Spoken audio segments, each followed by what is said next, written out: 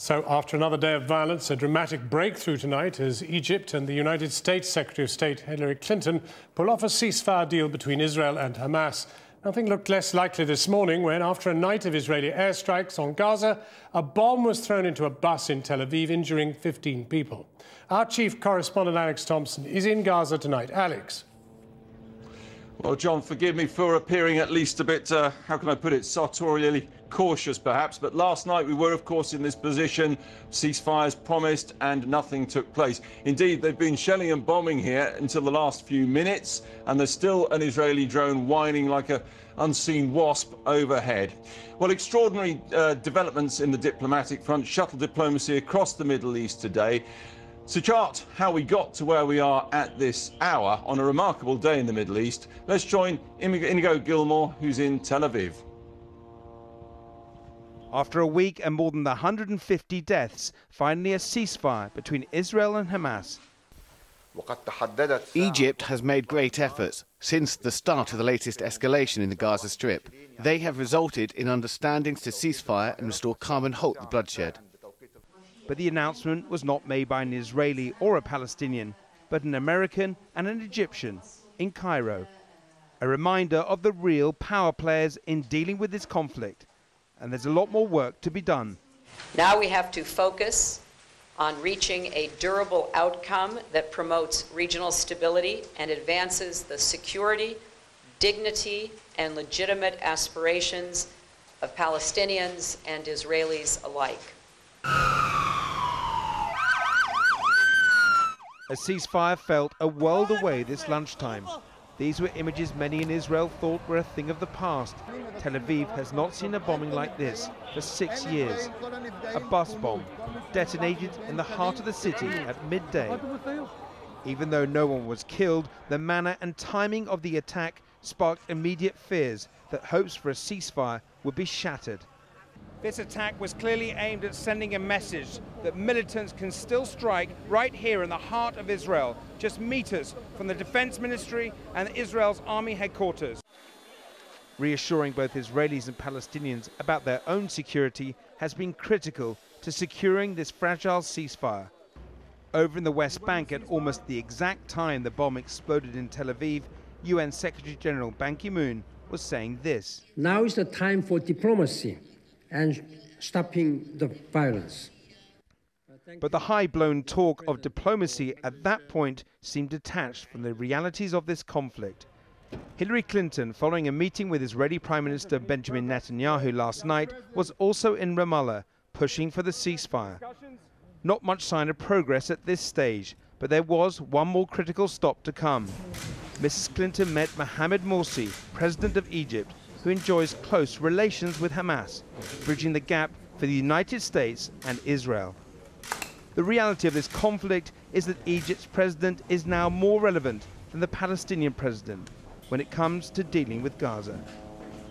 Inigo Gilmore there in Tel Aviv. Well, in the past half hour, the Israeli Prime Minister Benjamin Netanyahu has given his response to what's been going on today. In the talk that I held this evening with President Obama, I agreed that it was a good idea to give an opportunity to the ceasefire in order to enable the situation to be calmed and to enable Israeli citizens to return to their day-to-day lives. At the same time, it is self-evident that Israel cannot sit and accept as our enemies continue to arm themselves with terrorist arms. Well, an extraordinary and, of course, turbulent and violent day here in Gaza City, as the last 8 have been. We were outside the hospital in the main part of the town, the city centre, today when we got the news of what had been happening in Tel Aviv. At that point, it seemed inconceivable that anything like a ceasefire could possibly happen. Well, my report does contain some distressing scenes.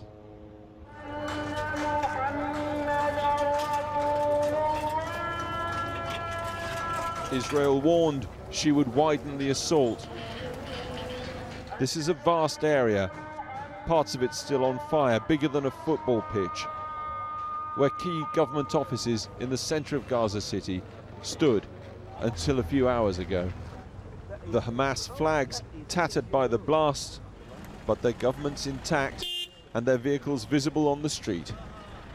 A bank, road bridges, a football stadium, and now this, what used to be the offices for the Ministries of Interior and Health. And at some point, everyone will make their judgment as to when Israel is actually making a campaign against Hamas and when it's an assault against the wider Palestinian people. Look at this and perhaps you get some sense of why at the city's hospitals, people, including medical staff, cheered and exchanged sweets, celebrating the bomb in Tel Aviv. From the minarets, praising God for the bomb. Our reactions are normal because of the pressure Israel puts us under. We are very happy, and God willing, we want more and more of these operations. It warms my heart because Israel is attacking our women and children. For people in Gaza, bombing Israel is one thing, but what about shooting your own people? In shocking scenes yesterday, Hamas shot dead several people in the street. Crowds gathered, took pictures. Eventually a sheet was placed over the group of bodies. Hamas said they'd been collaborating with the Israelis, and at least one of the bodies was tied to a motorbike and dragged through the streets. So what, I wondered, do Hamas politicians like Fawzi Barhoum make of this? Don't know about it. Yes. But there were 7 people who were shot in the street by Hamas. I haven't any information. But the deputy of Hamas condemned it. Another Hamas politician did offer his explanation. It would have been better to deal with this through a full judicial process. By law, they should be hanged. But this whole situation arose because Israel bombed our security buildings. That's not all they bomb. Heavy attacks on Gaza City across the day. Rockets fired from Gaza too in the final hours before the ceasefire. New arrivals find sanctuary from the barrage at the UN school in Gaza City. A Bedouin man arrives with his family. Fariz Abu Gleg says a bomb landed near his home. The kids were inside when it happened, but thank God they're safe. 1,800 people came here yesterday. 11,000 are displaced overall. They found this paper dropped from Israeli planes in border areas and decided to move. Because of your safety, you are asked to evacuate your houses immediately and to move towards Gaza City. The UN sees to their immediate needs, but Abdullah Attar's not getting any younger. He's got a bad leg and needs a decent chair.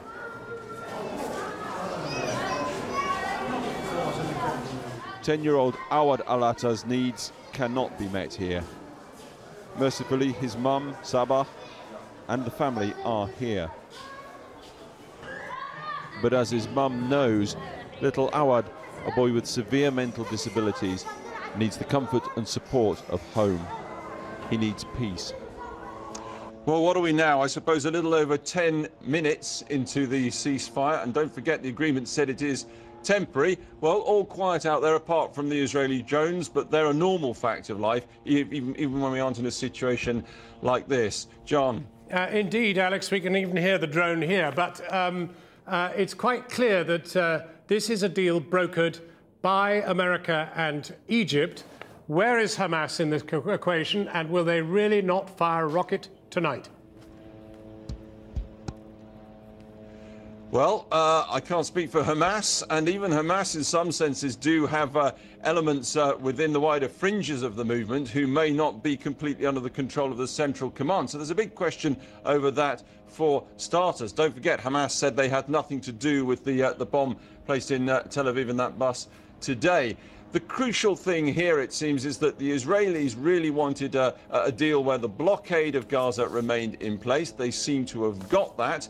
And we were told very firmly by Hamas sources last night that an absolute non-negotiable aspect of them settling this business was to have the blockade lifted. So it seems there are still, on the face of it, an enormous gulf between the two sides, and no sign at the moment of that being bridged. But you have to say we are now probably 11 minutes into to a ceasefire, and we shall see whether that holds overnight. I should say the lights behind me mark a place 150 yards behind me where they put a shell in last night at 2, or this morning at 2:30 in the morning. So hopefully a different night tonight for us, and indeed, more importantly, for everybody in Gaza and indeed in Israel. Alex John. Thomson in Gaza.